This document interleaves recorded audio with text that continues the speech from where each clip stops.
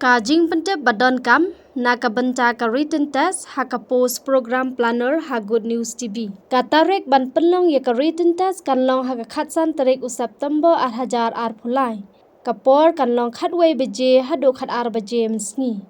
Ki subjects ki long ka Bible, ka English, ka GK bat ka computer. Ki jingkili baro kin long haka ktien English. Baro ki candidates kin wanra ya ki ID proof, kum ki epic lani ki adhar, lani ki way. Hakani ka sngi om padon kam ban wanra ya ki original documents. Ki papas ya ka written test kin yo ban appear ya ka personal interview. Sngaw bha ban pediang ya kini ki Jingpyntip.